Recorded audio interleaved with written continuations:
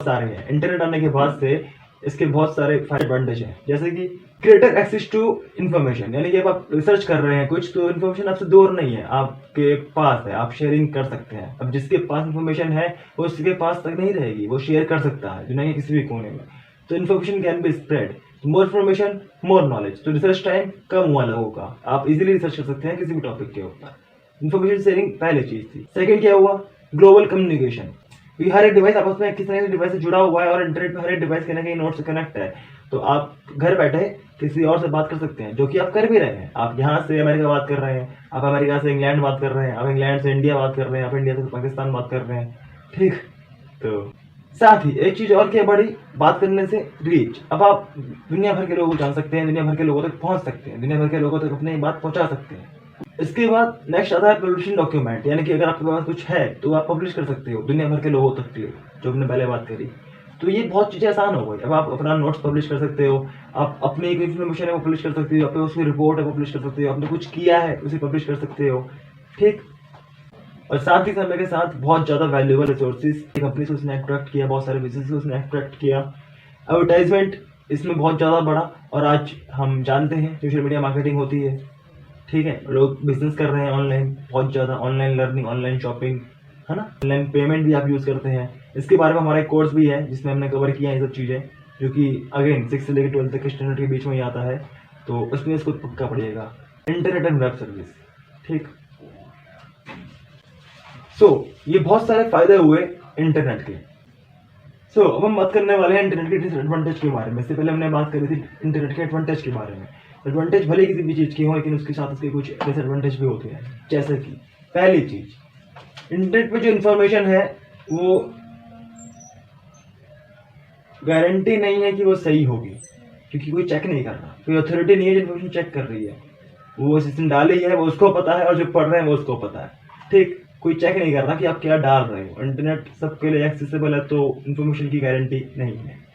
Second चीज, social skill. बहुत ज़्यादा इंटरनेट का यूज़ करने पर आप सोशल स्किल भूल जाते हो, कैसे लोगों से, समाज के साथ उठना बैठना, कैसे बात करनी है, कैसे किसी को इंपॉर्टेंस देनी है, लोग भूल चुके हैं। लोग अपने इंटरनेट में इतना घुस चुके हैं, उनसे बोलो कि ऑनलाइन दुनिया में छोड़ के ऑफलाइन दुनिया में आओ तो कहते हैं लिंक दो। ठीक, सिस्टर जोक।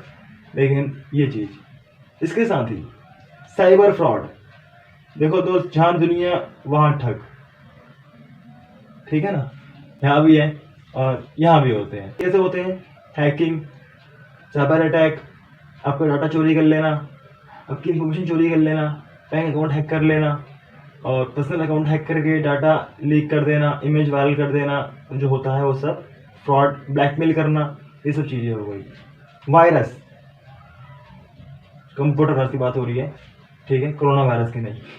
तो कंप्यूटर वायरस ये भी सिस्टम खराब कर देते हैं, फाइलें करप्ट कर देते हैं, सिस्टम बिगाड़ सकते हैं, आपका जो डाटा है इंपॉर्टेंट है उसे खराब कर सकते हैं, उसे मिटा सकते हैं। तो ये आम जिंदगी में उतना फर्क नहीं करता भले, लेकिन बड़ी बड़ी कंपनीज के साथ ही बहुत ज़्यादा मैटर करता है, क्योंकि बड़ी बड़ी कंपनीज में, बड़े बड़े हॉस्पिटल्स में उनका डाटा होता है, उनके पेशेंट्स का, उनके एम्प्लॉयज़ का, बहुत सालों का होता है, सब लेखा जोखा। तो उसको अगर कोई वायरस खराब कर दे तो वो बहुत ज़्यादा नुकसानदेह होता है। जैसे कि रैंसमवेयर बीच में आया था पहले अभी, तो उसने ये तो किया था। ठीक है ना, तो ये वायरस भी इस दुनिया का हिस्सा है, तो ये भी बढ़ गए हैं अब इंटरनेट के माध्यम से, तो इस पर कोई सुनवाई नहीं होती। ठीक, साइबर फ्रॉड में एक बात और, इसमें कुछ फ्रॉड बिजनेस भी चलते हैं ऑनलाइन जो आपको पता नहीं होते।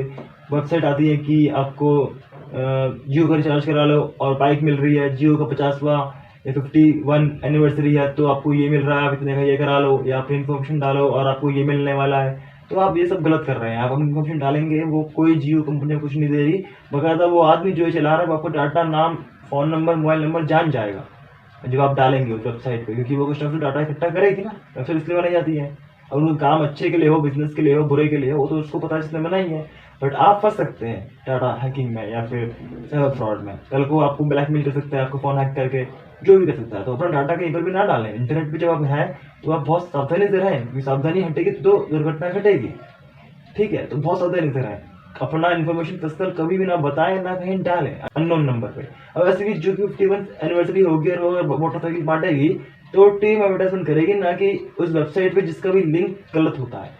कभी भी अगर वेबसाइट चेक करनी हो कि फ्रॉड है या फिर सही है, तो उसका डोमेन नेम चेक करो पहले तो। .com है, .co.in है, .org है, .edu है, इन सबका मतलब होता है। अब इन सबके अलावा .tech, .xyz, .abc इन सबका मतलब नहीं होता। लेकिन हाँ, क्योंकि अब वेबसाइट इतनी है और इतनी ज़्यादा बन रही है, इतनी ज़्यादा रजिस्टर हो रही है डोमेन पे, तो डोमेन बहुत तरह के बन सकते हैं। इसकी बात हम करेंगे किसी और वीडियो में, जिसमें आप पढ़ेंगे यूआरएल के बारे में। तो ये फ्रॉड पे ध्यान दें, इस तरह के लिंक पे ध्यान दें, अपना डाटा, पर्सनल डाटा शेयर ना करें, ना व्हाट्सएप पे, ना किसी वेबसाइट पर एनरोल करके, ठीक। साथ ही फालतू के मैसेज जो आते हैं कि अननोन बन के किसी को कुछ लिखो और अपने फ्रेंड को शेयर करो, ये भी मत करा करो। कोई फायदा नहीं है, कोई लाभान्वित कुछ नहीं होता इससे। कुछ अननोन बन के कुछ मत बोलो, जो बोलना है साफ स्ट्रेट सामने बोलो, ठीक। वो होता है ना, वो हैप्पी बर्थडे विश करो और वो लोग करते हैं अननोनली, तो क्या फायदा है उससे अननोनली बात करके? जब जानते हो उसको तो उससे जान के बात करो ना, ठीक है। तो आगे बढ़ते हैं। इसी के साथ एक चीज और, अब क्योंकि इंटरनेट पे किसी की रोकथाम नहीं है, तो यहाँ पे अब्यूजिव और अनडिजायरेबल कंटेंट भी मिलता है, जो कि मिल ही रहा है। पहले ये मिलता था कुछ खास वेबसाइटों में, जिन्हें हम कहते थे पॉर्न वेबसाइट, आजकल ये मिलता है इंस्टाग्राम रील्स पे। तो ये भी एक अब्यूजिव कंटेंट है, क्योंकि कोई रोकथाम नहीं है, तो जिसके जो मन में आ रहा है वो डाल रहा है, ठीक है। ये भी आप ध्यान में रखें, इन सब का प्रयोग जितना हो सके देख के, समझ के, समझदारी के साथ करें, ठीक। अभी तक हमने जाने कि क्या है एडवांटेज, क्या है डिसएडवांटेज इंटरनेट के, क्या होता है इंटरनेट, क्या होती है नेटवर्क, नेटवर्किंग और इंटरनेटवर्किंग, और साथ ही कुछ एग्जाम्पल। तो इस वीडियो में इतना ही। Thank you. देखते रहिए लर्निंग क्वेश्चन, मैं आपके साथ मेरा आपका होस्ट, साथ ही धन्यवाद। अलविदा।